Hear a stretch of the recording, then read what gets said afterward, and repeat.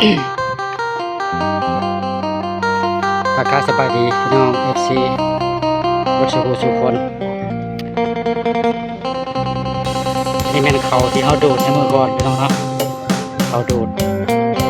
ได้เขาเช้าปลายสอบนี่จะเขาตัวนี้ครับพี่น้องคนบริหารเขาดูด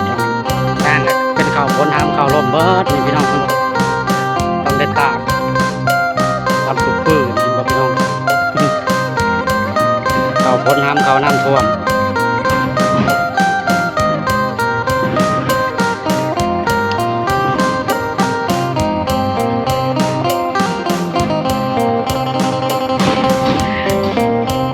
ฟอร์ดรถปั่นรถฟอร์ดรถปั่น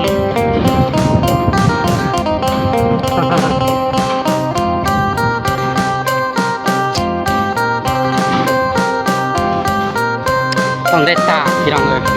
มันบ่แห้ง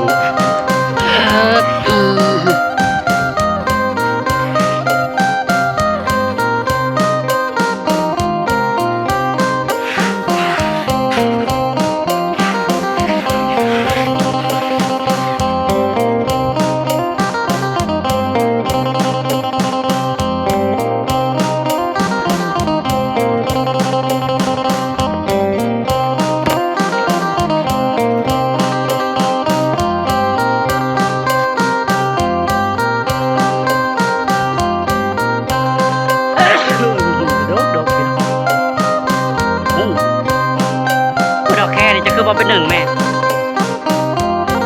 กินเป็นได้ป่ะเราแค่ซีเนี่ย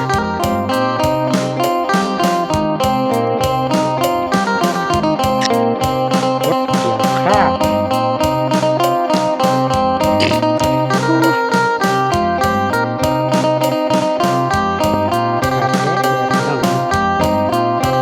แดดพอสมควร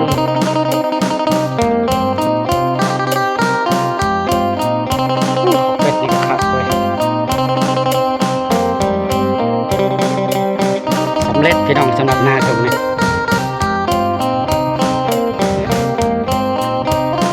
วัดทงนาปีนี้เห็ดทงนี่แหละงามกว่าหมูมีเข่านี่พี่น้องกายอันกับมิตรหญ้าคือเห็ดนั่นแหละมีทงเดียวนี่แหละพี่น้องเลยรวมกันก็ได้ดูประมาณเท่าไหร่ดูดมันได้21ปั่นเมื่อนาก็ได้10 ป่ายตกอยู่ประมาณ3-40นี่เว้ยพี่น้องหน้าสองไห้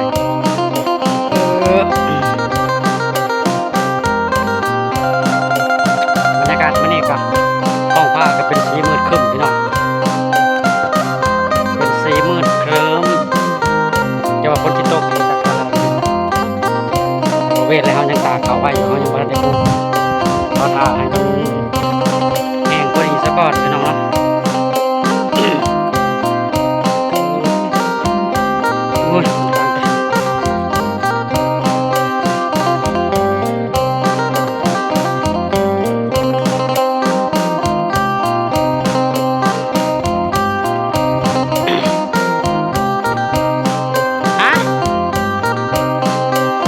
ก็ได้ฮุบไปพูดแล้วมีแย่งอยู่บ่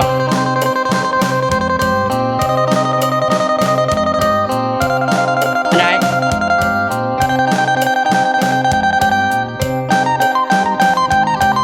มาเด้อเด้อขึ้นมาเด้อลูกเด้อขึ้นมาคนข่าวก่อนไว้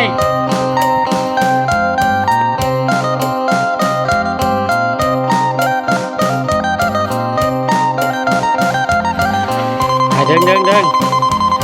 ไปมันเปียกเลย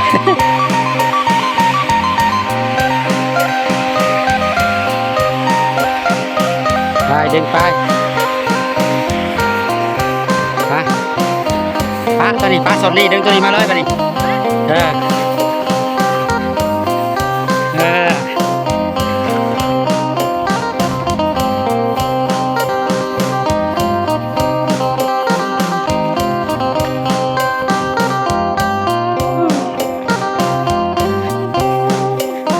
เดียวนี่บ่แล้วจักเถื่อไป หกมาหกไปหกมา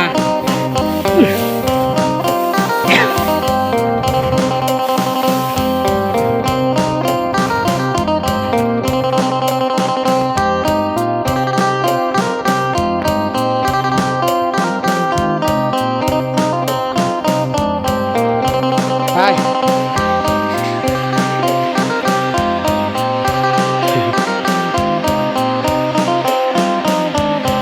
ผมคืนนี้แหละ